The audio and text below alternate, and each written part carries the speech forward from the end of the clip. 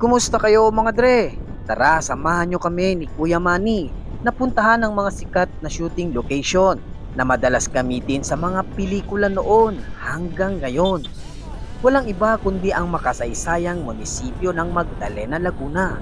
Matagal-tagal din tayong hindi nag-content ng movie locations, pero dahil sa request ninyo ay muli nating ibabalik ang segment na ito. Dito lamang sa Rai TV. Rai TV, Rai TV.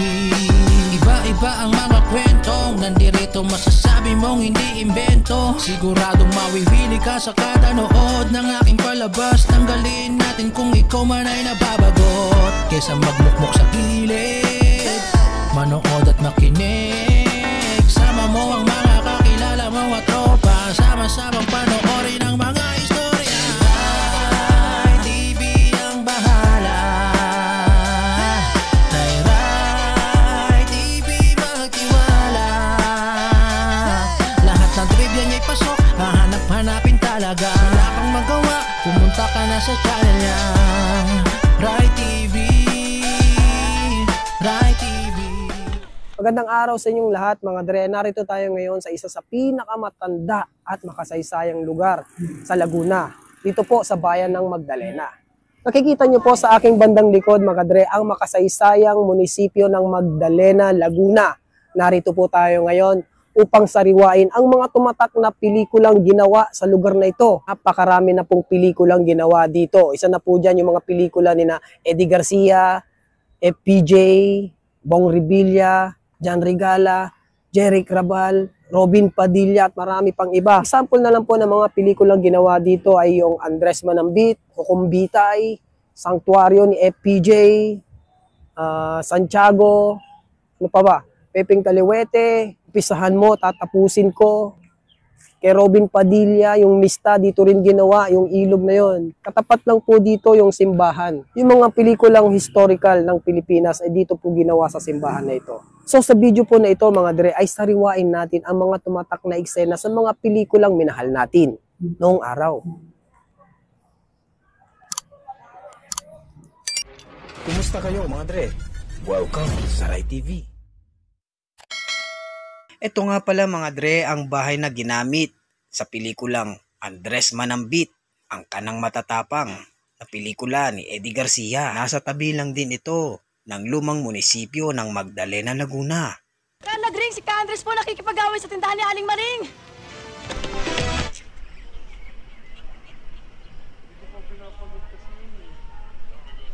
Sandali lang, padre, at aakyat na si Andres. Sige, kumadre. O, ayan na pala eh.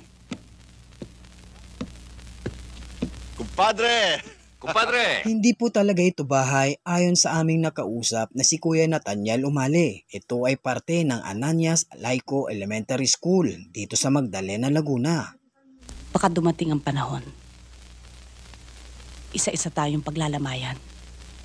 Tiyaking kung hindi mangyari ang kinatatakutan mo, Milagros.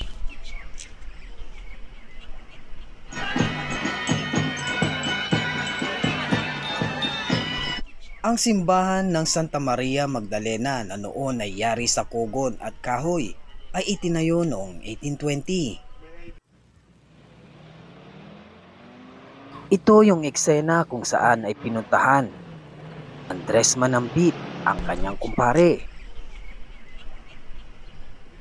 ang bagong upong mayor Rafael de Jesus, upang batiin sa kanyang pagkapanalo bilang bagong mayor. Subalit, Ganda umaga, kumpadre. Doon muna kayo sa labas. May pag-uusapan lang kami. Hepe, ganda umaga.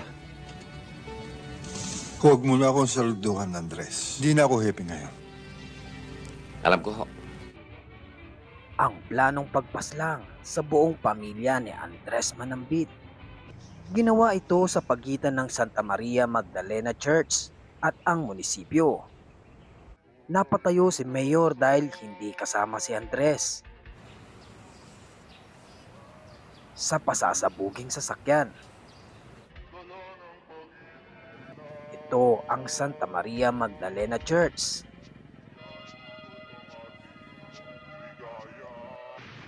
Dito nasawi ang kanyang asawa at mga anak na babae.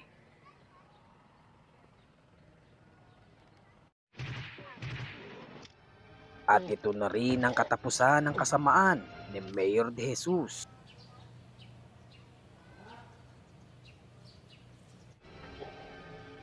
Ginamit din ang location na ito sa pelikulang Pepeng Kaliwete ni FPJ noong 1982. Binisita ni Salud si Selmo sa piitan. Matapos mapalaban sa grupo ni Damian. Silmo, sila Salud. May dala kaming pagkain para sa inyo. Salamat, Salud. Hindi ka na sana nag-abala. Tamang-tamang dating nyo. Gutom na po eh. Dumulog ang taong bayan kay alkalde dahil sa kawalan ng hustisya. Parang walang pinagbago ang gusali. Lumaki lang ito ng bahagya. Dahil pinagawa ni FPJ ang magkabilang parte ng gusali. Mga modernong sasakyan na ang mga transportasyon ng mamamayan. Wala ng mga kalesa na gaya nito.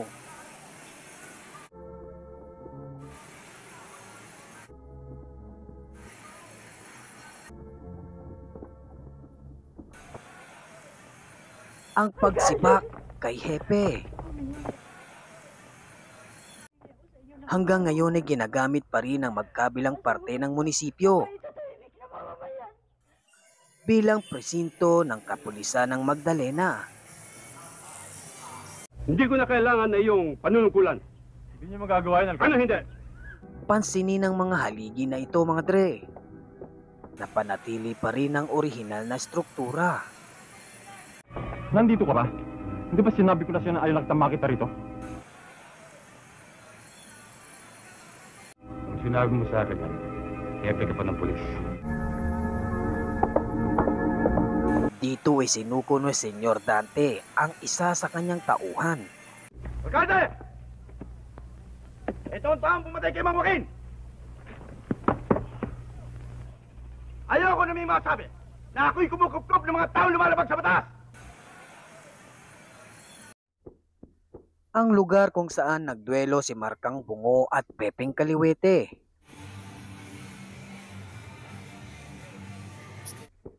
Ang paaralang elementarya ng Ananias Laico Magdalena, Laguna.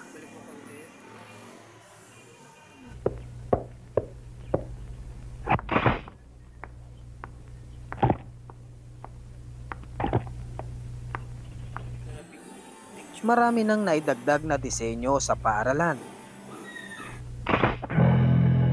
Naniniwala ako sa kanya. Ngunit naroon pa rin Na ang ikaw orihinal na struktura. ay pinanganak na may baril sa iyong kaliwang kamay.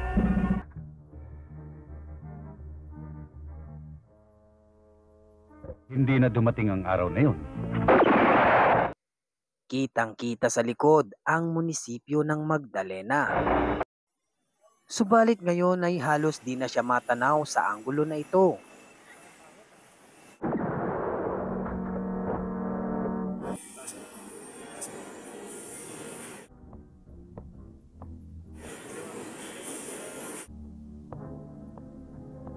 Sumugod ang taong bayan upang kausapin si Pepe.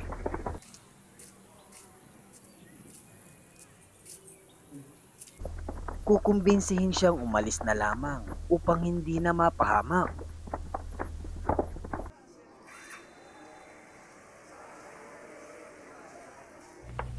Nakuha niya ang respeto ng mga mamamayan. Nang kailangan ka namin, ay walang alinlangan tinanggap mo ang pagkahepe. Dahil dyan, ay kumilala kami lahat ng utang na loob sa iyo. Kaya kami ay nakikiusap sa iyo na huwag mo nang harapin ang iyong kalaban.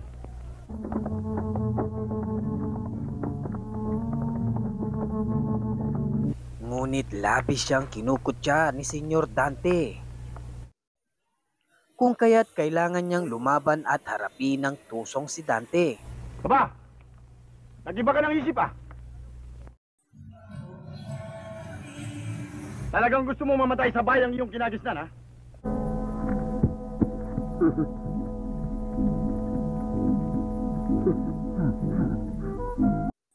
dahan-dahang tinanggal ang balot sa kaliwang kamay.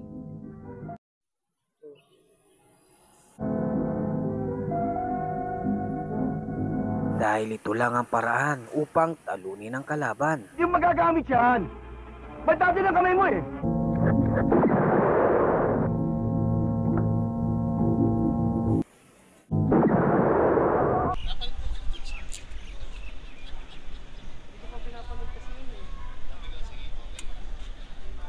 Huwag kalimutan mag-subscribe. Paalam.